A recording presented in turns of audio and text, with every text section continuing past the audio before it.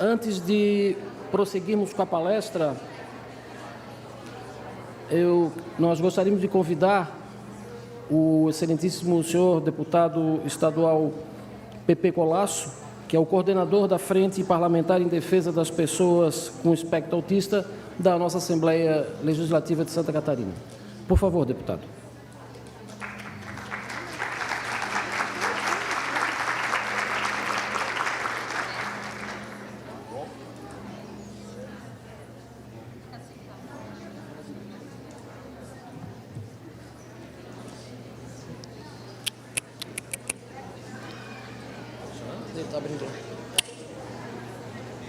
Boa tarde, gente.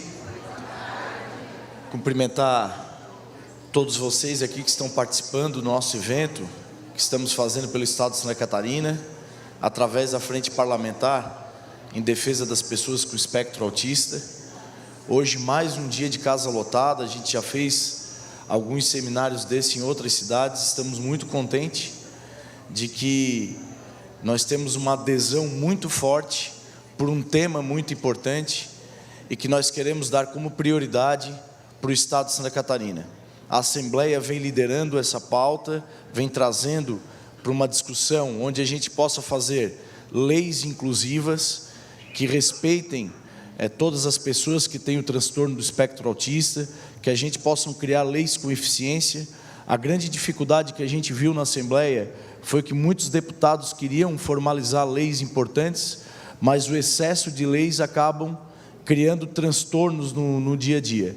Então, por isso que nós criamos essa frente parlamentar, para poder discutir com profissionais que trabalham nessa área, trazer profissionais que nos dê conhecimento para que a gente possa estabelecer e compilar leis importantes, eficientes, um estatuto para que o Estado possa ser pioneiro no Brasil. Uma matéria muito importante que vem crescendo, perante a sociedade, e muitas pessoas que querem tratar desse assunto, às vezes não têm o conhecimento específico para tratar desse assunto. Por isso esse chamamento, esse seminário, para que nós possamos ter uma orientação mais efetiva, para incluir matérias importantes dentro do procedimento social, de saúde, de educação, leis que interliguem uma com a outra.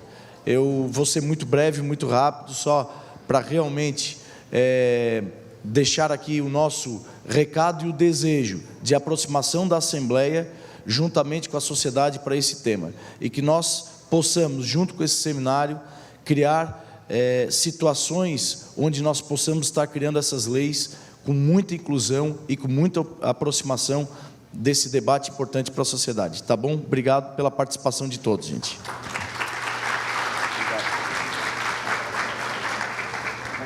Obrigado, deputado Pepe Colasso. Dando continuidade, então, convidamos para prosseguir sua palestra Fabiana de Melo Garcês. Obrigada. Então, vamos lá. O pessoal pediu para eu voltar um pouquinho nessa questão das agendas, né? Então, como eu estava falando antes, aqueles alunos, aquelas crianças, aquelas pessoas que a gente tem, que tem um pensamento mais concreto, a gente não pode olhar para a agenda como um recurso fixo, né? Como se ela fosse igual para todo mundo. Não, ela é personalizada, assim como é personalizado para nós também, tá? Então, o primeiro passo nesse processo de... Esse microfone para mim está tão alto, só um pouquinho.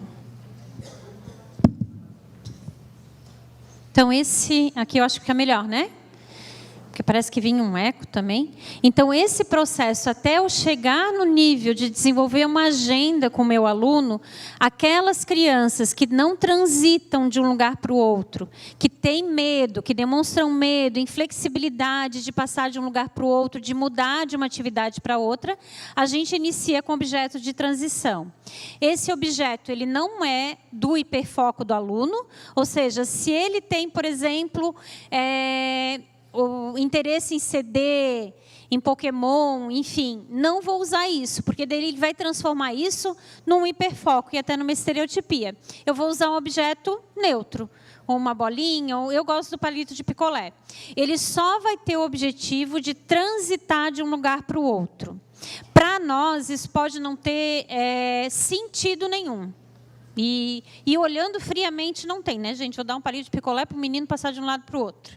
Mas estou lidando com uma pessoa que não entende e que muitas vezes ela vai ser levada a um ambiente sem entender que ela está sendo levada àquele ambiente. E isso é uma primeira etapa dentro da nossa estrutura de generalização. Depois disso, o que acontece? Eu já vou me aproximando de um objeto funcional. Então, eu já uso um objeto que tem uma funcionalidade. Não é um objeto neutro. Né? Não é algo simplesmente neutro. Esse objeto, por exemplo, ele pode compor um lugar que ele vai. Ele pode compor uma atividade que ela vai estar fazendo. Até a gente chegar realmente nos objetos que representam uma ação. Percebam que eu estou lidando com um pensamento concreto. Ainda não atingi os objetivos de abstração. Eles estão ainda diante das coisas para pensar nelas, né? Então, como é que a gente evolui até um processo de abstração? Quando a gente não precisa mais estar diante disso para pensar nisso, né? Então, aqui é um objeto representacional, tá?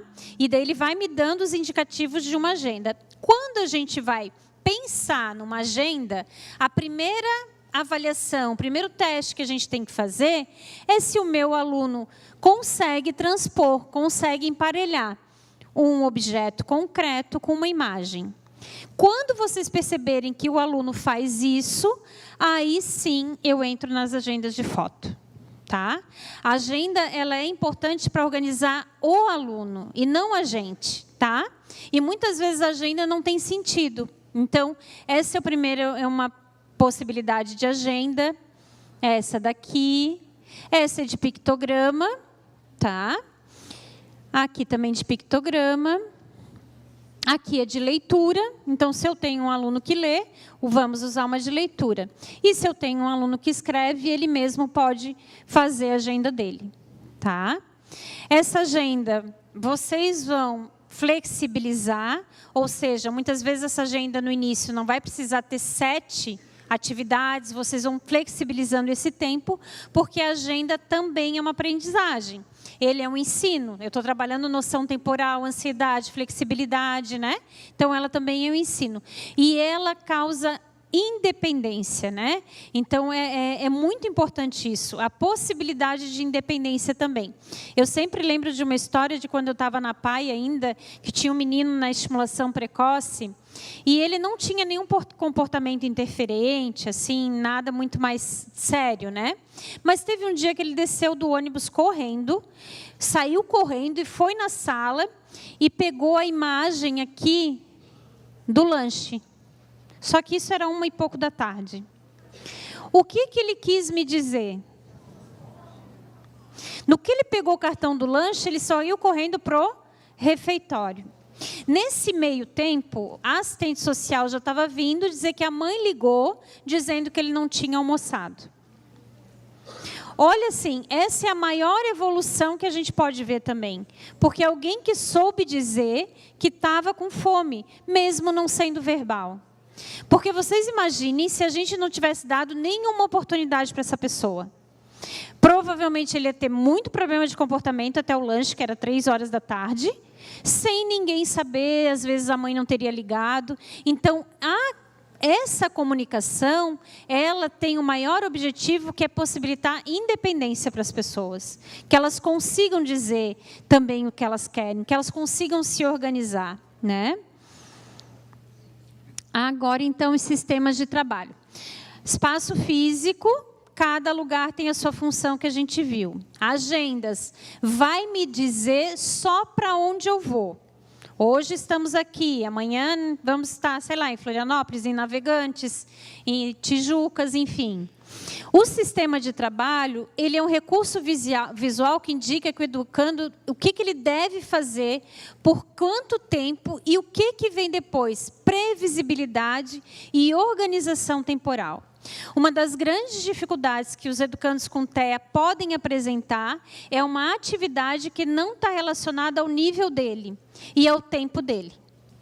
Então, às vezes, nós, professores, a gente propõe uma atividade de meia hora, que exige um tempo de concentração, não vamos falar meia hora, mas 10 minutos, e que o meu educando ele ainda não tem esse tempo de tolerância. E a própria atividade não vai dar conta de trabalhar essa previsibilidade. Então, essas atividades, esses sistemas de trabalho orientam muito mais essa organização e essa lógica, né? Ou seja, o que acontece primeiro, o que acontece depois, quando acabar essa atividade, para onde é que eu vou, para eu não ficar perdido. Então, isso a gente chama de sistemas de trabalho.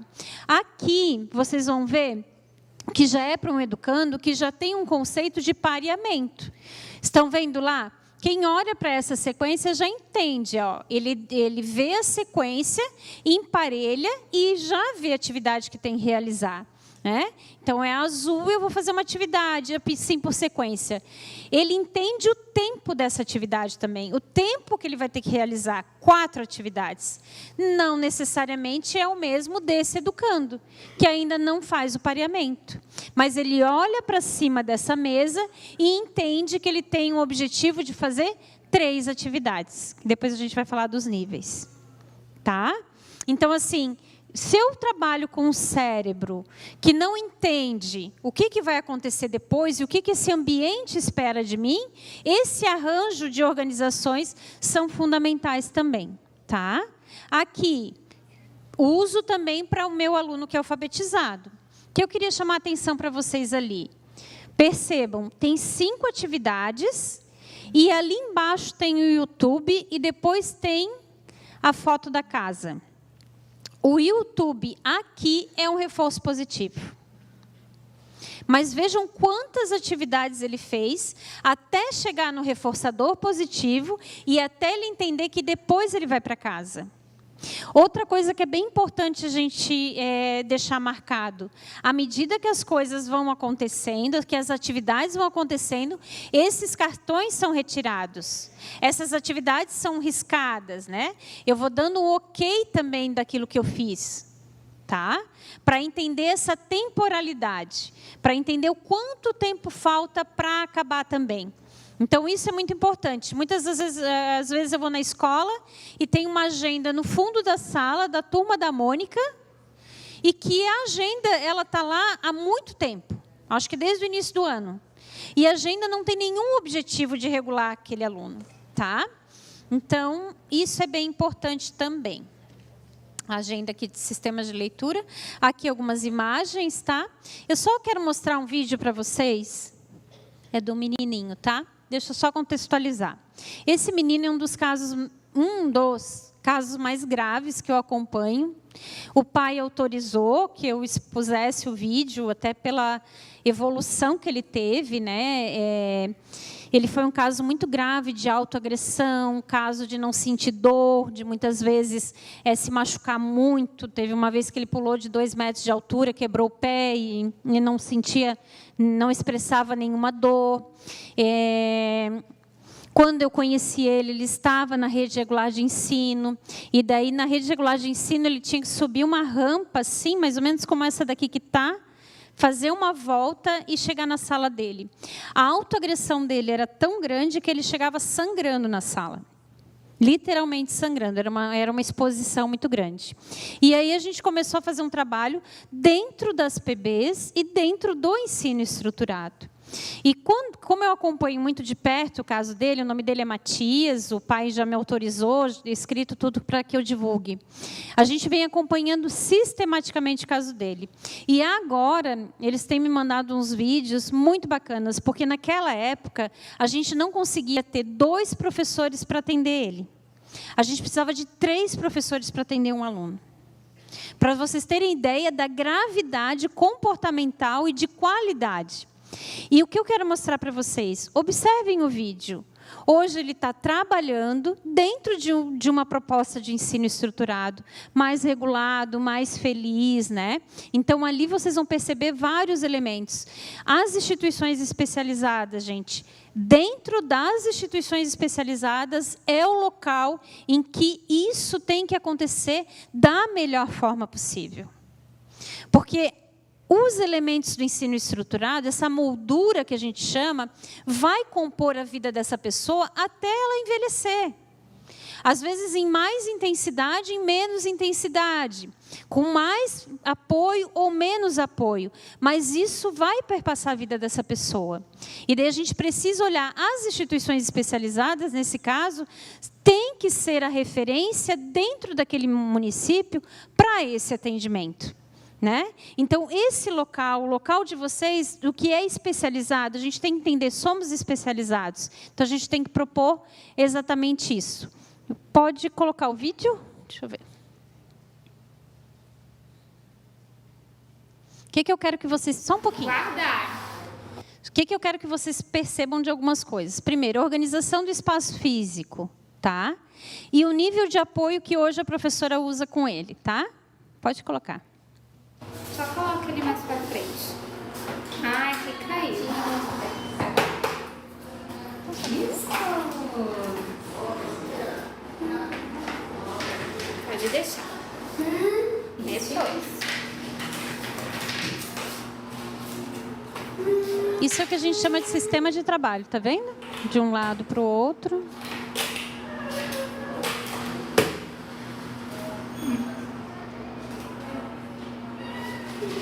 Ele vai conseguir alguma coisa.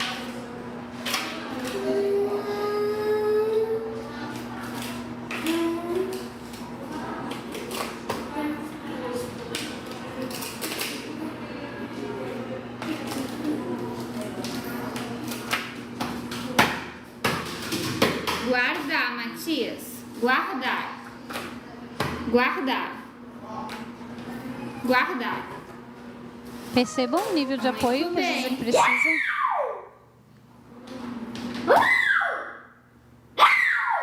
Fazer.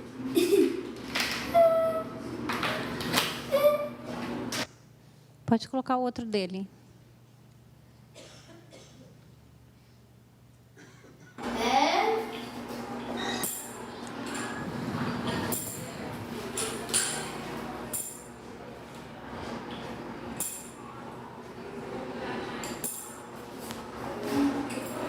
Guardar. Guardar.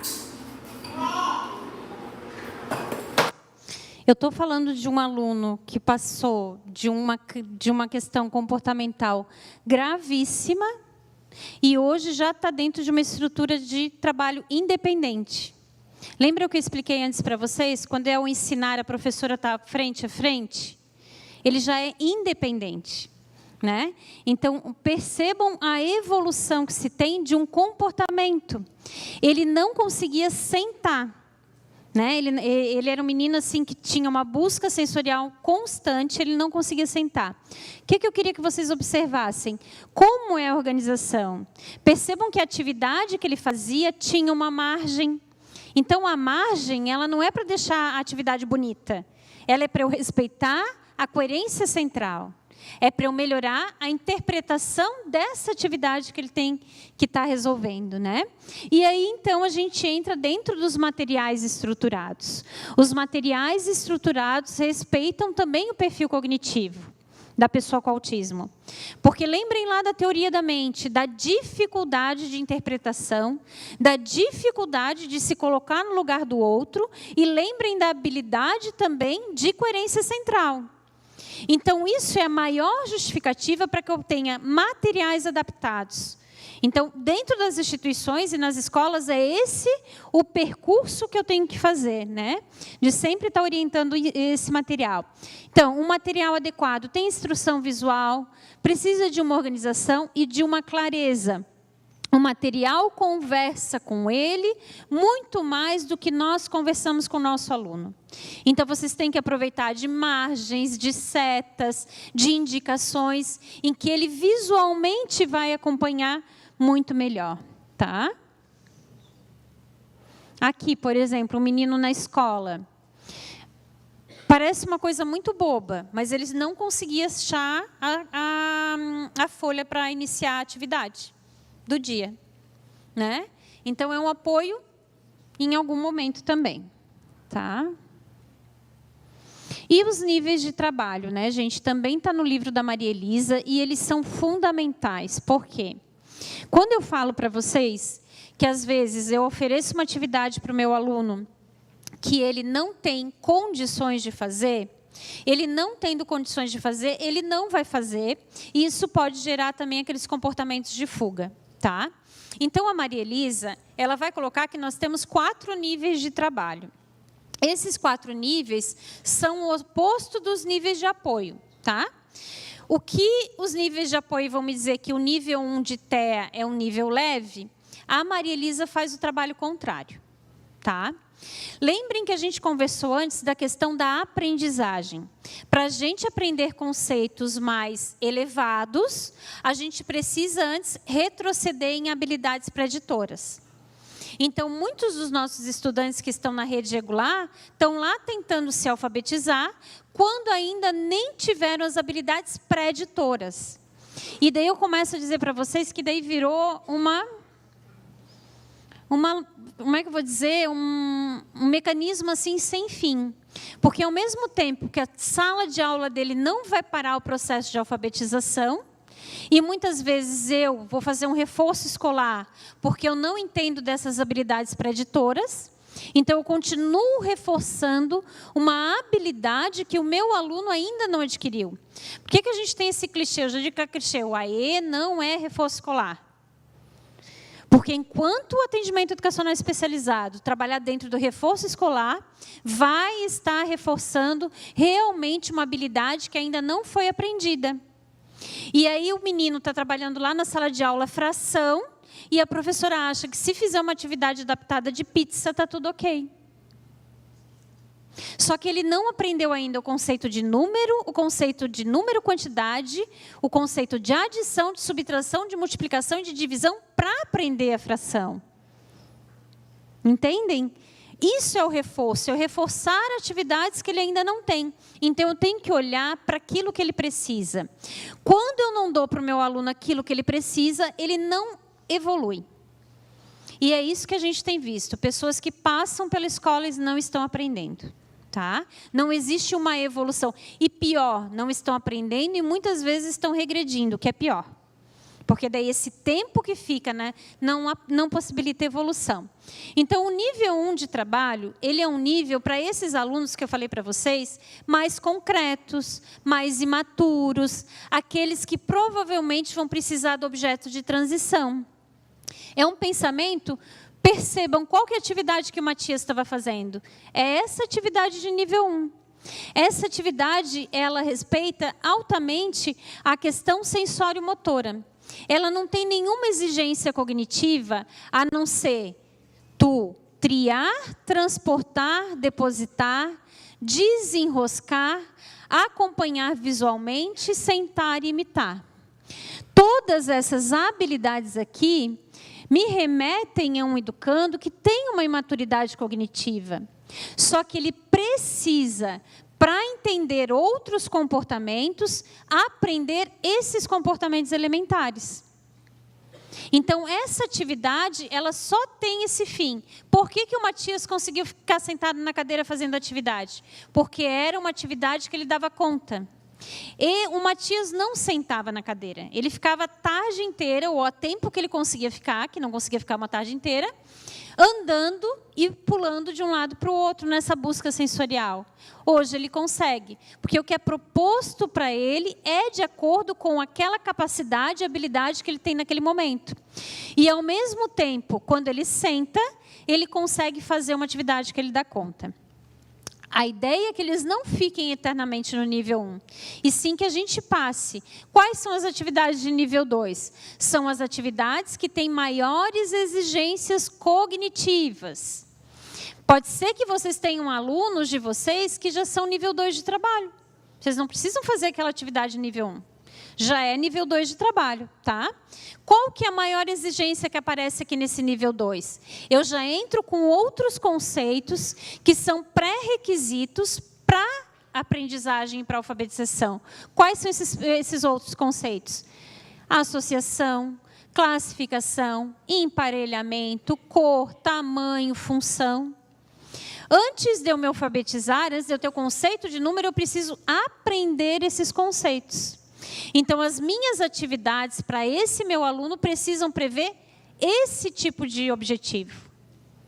E aí é onde entra uma maior exigência cognitiva, é onde o nosso processo de abstração vai subindo mais um degrau, que é o quê? É onde eu entro com a associação e classificação. Lembrem que o nível 1 não tinha nenhuma exigência cognitiva a não ser o transporte motor. Só o motor. Agora ele já tem uma exigência cognitiva, ou seja, agora ele já tem que fazer uma associação, por exemplo.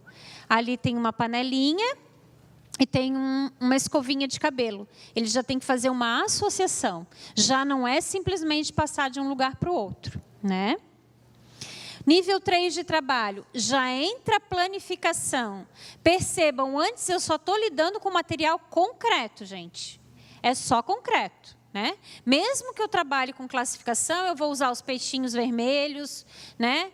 A árvore, eu vou usar objetos concretos. Mas agora, esse pensamento, essa abstração já está sendo desenvolvida. Aí eu entro o quê? Com as imagens, né? E já entra uma função simbólica, já entra uma discriminação, uma percepção, e é onde esse meu aluno já encontrou, então, as agendas de fotos. Lembram que é uma evolução gradativa. Se eu não respeito essas etapas, e se eu reforço uma atividade que ele não sabe, ele não vai conseguir ficar sentado para fazer algo que ele não dá conta. E é onde vem os comportamentos interferentes de fuga, inclusive, tá? Até a gente chegar no nível 4, que aí é um domínio de leitura e escrita. Por mais que ele entenda o domínio de leitura e escrita, ele ainda vai precisar de materiais adaptados. Isso ainda faz parte do contexto de vida dele, tá? Então, a gente precisa. Vocês podem receber alunos que já estiveram no nível 4, que bom. Já passou por esse processo de uma forma muito mais autônoma e rápida. Mas muitos alunos que vocês podem ter acesso ainda, podem ser o nível concreto. E esses alunos que não estão permanecendo sentados em sala, ou que conseguem compreender o ambiente, precisam de muitas atividades nível 1, de muita produção de atividade nível 1 também. Tá? Ficou alguma dúvida, pessoal?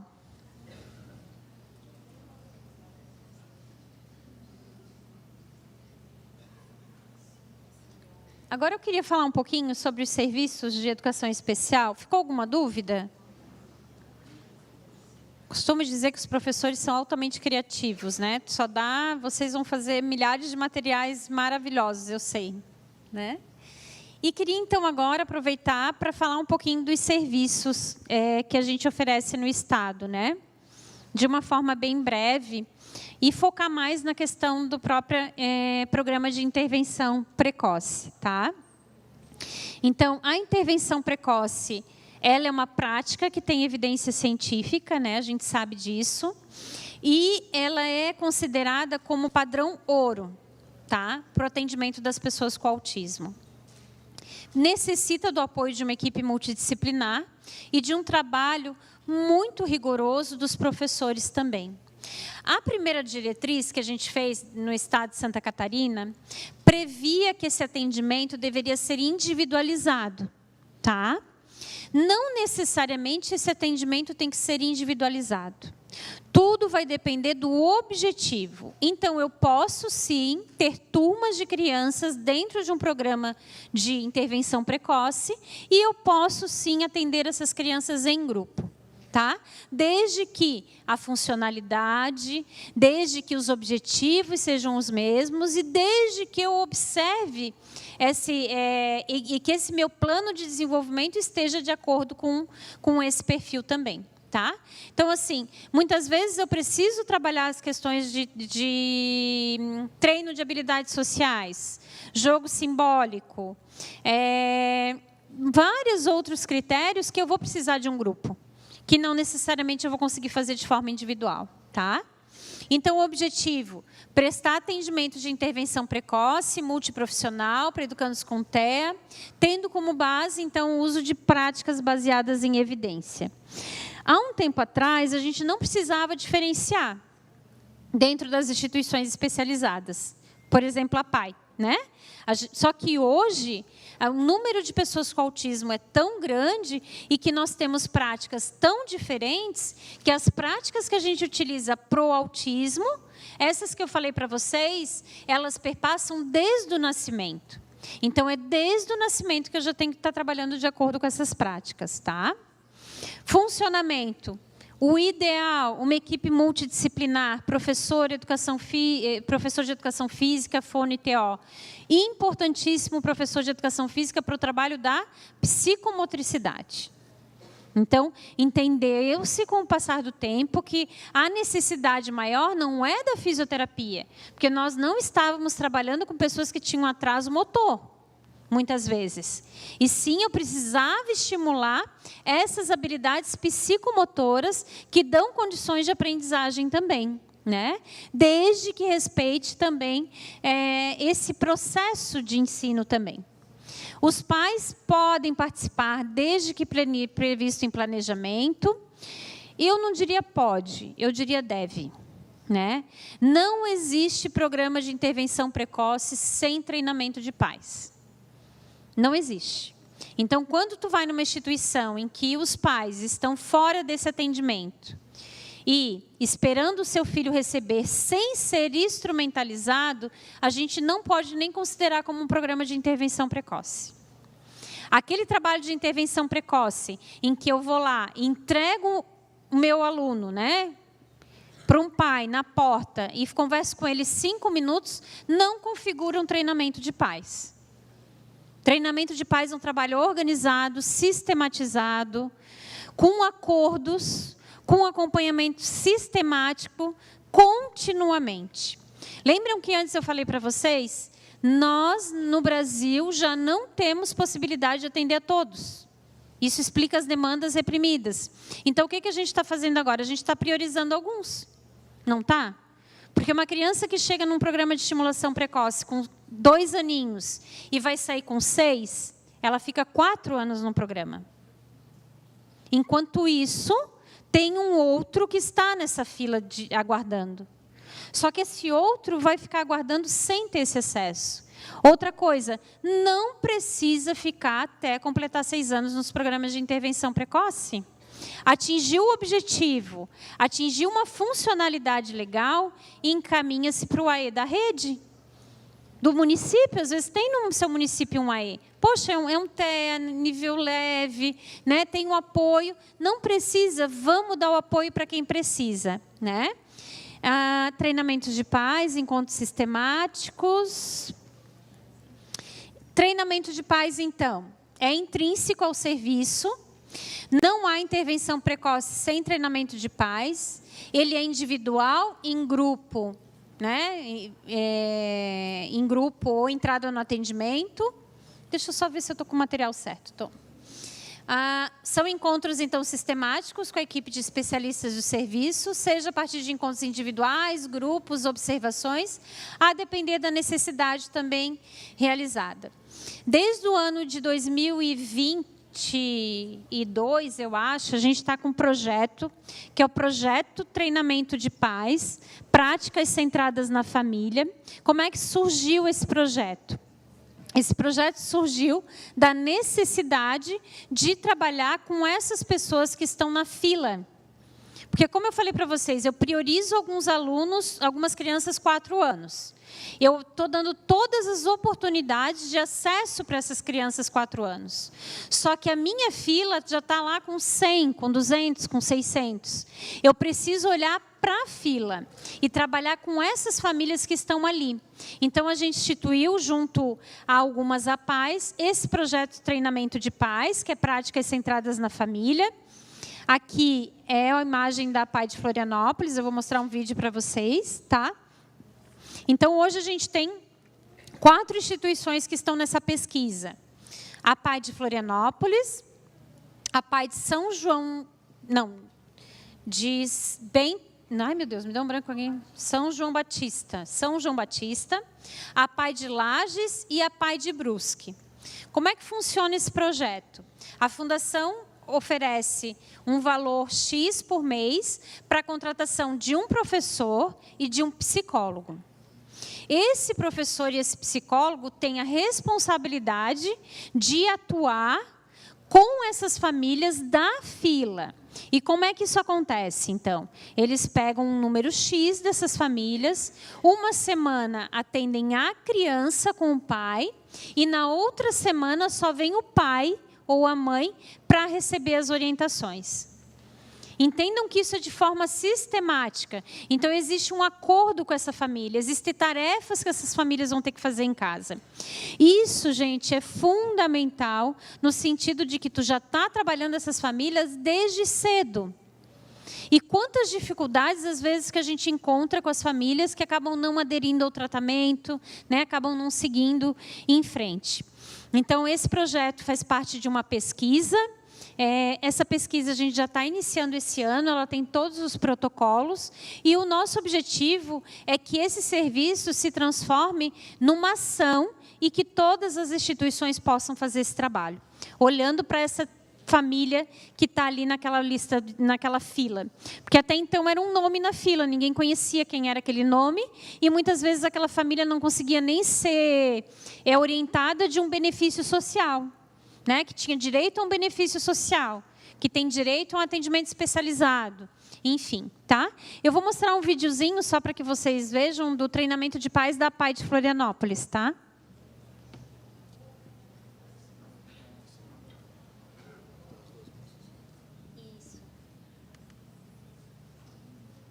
Olá, meu nome é Thalita, sou psicóloga do projeto Intervenção Precoce com Práticas Centradas na Família. Olá, eu sou a Iesca, a pedagoga do projeto. Agora vamos apresentar para vocês um pouquinho da nossa rotina. Vamos lá?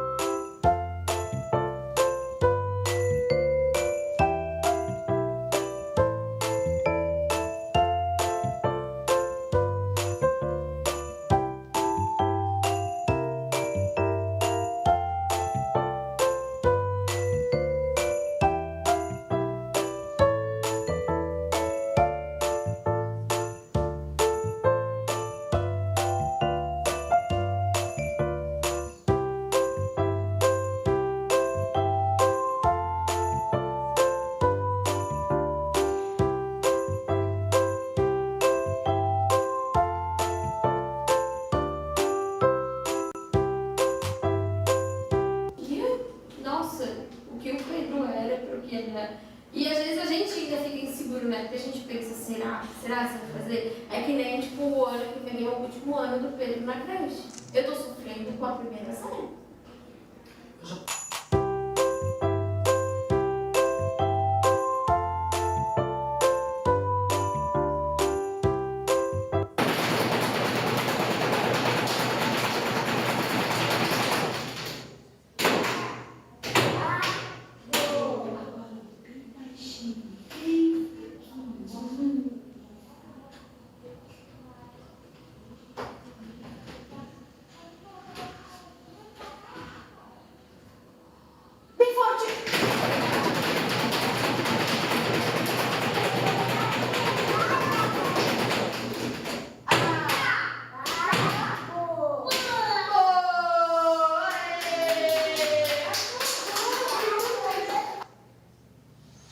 Então, esse é um vídeo, né? A PAI de Florianópolis comprou a ideia, a Nívia, há muitos anos a diretora, e seguem esse projeto, e são exemplo para nós da Fundação de um projeto que é possível, que é real, e que tantas famílias, né, falam da importância.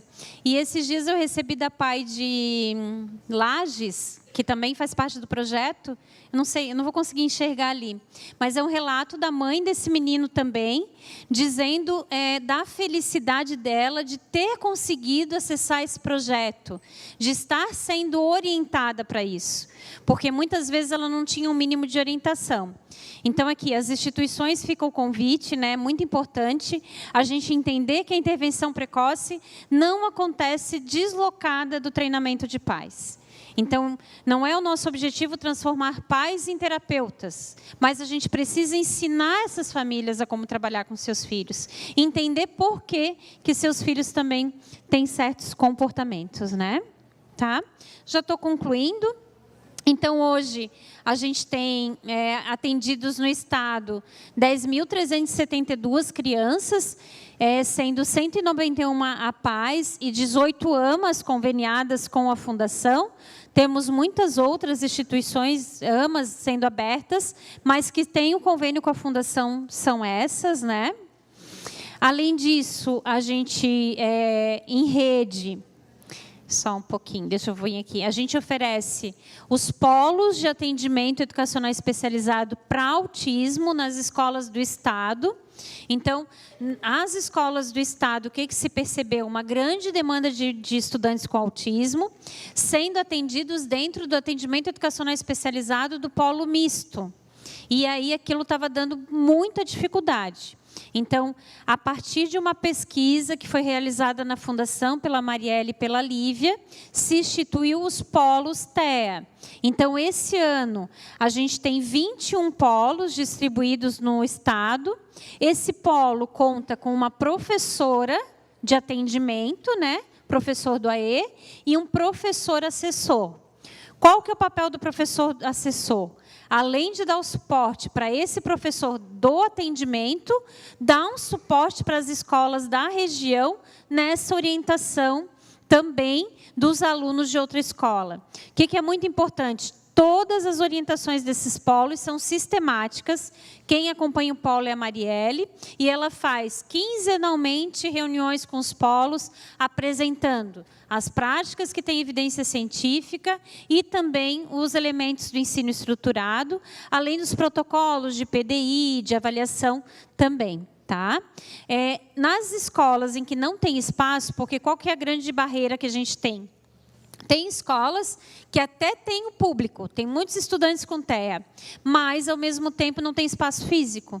Então, nesses casos, algumas escolas, elas têm professor assessor só, então ele vai dar esse suporte, e os municípios que a gente tem sem polo, no momento, são 11. Tá? É muito importante que exista essa interface da instituição especializada com esses polos também, para que a gente sempre fale dentro de uma mesma linguagem. Tá? Eu penso que é isso, né? Depois entram mais nos serviços. Hoje também, só para que vocês tenham uma ideia, a gente tem 8.246 segundos professores contratados no Estado, sendo que somente 1,82 são efetivos. Então, isso explica muitas das nossas dificuldades também em formar esse profissional, que esse profissional permaneça e que a gente consiga manter também um atendimento de qualidade na rede, né? Então, é isso. Vou deixar aqui, vou abrir um pouquinho para pergunta, né? Aqui está um e-mail, muitas pessoas pediram material. Esse material está na frente parlamentar. Mas quem quiser pedir para mim por e-mail, é só encaminhar, mas eu acredito que deve ser encaminhado aqui pela frente parlamentar. E vou deixar esses 10 minutinhos para quem quiser fazer alguma pergunta, alguma dúvida, que eu possa, né, contribuir. Algum questionamento?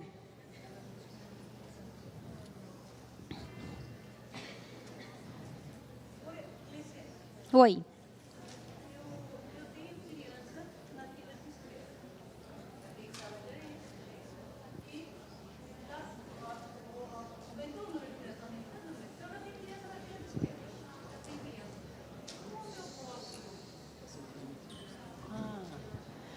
Boa tarde, né? Então, eu já tenho criança na fila de espera, sou professora de AE. E a minha preocupação é, né? Opa, essa criança na fila de espera, não tem mais como atender ela em sala de AE devido ao número de crianças. Essa fila de espera, eu posso, então, fazer um atendimento para a família, que ser atendida nessa fila de espera, eu posso orientar pais, né, enquanto essa criança não é atendida em sala, então eu posso orientar essa família fora de sala, fora de atendimento, é isso? Mais ou menos isso?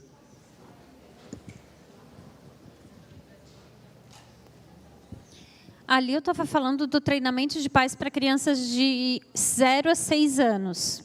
E daí onde um pedagogo e um psicólogo acabam fazendo essa avaliação e esse treinamento. No atendimento educacional especializado, é um serviço que a oferta é obrigatória. Então, é muito importante ver se na tua escola não existe possibilidade de encaminhar esse estudante ou para outra sala de AE ou abrir uma outra sala. Porque o AE é muito importante que tenha um atendimento linkado com a questão da escola, né? Tá?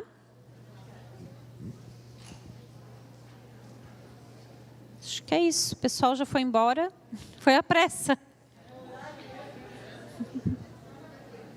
Obrigada, gente. Ali está o meu e-mail. Qualquer coisa, obrigada.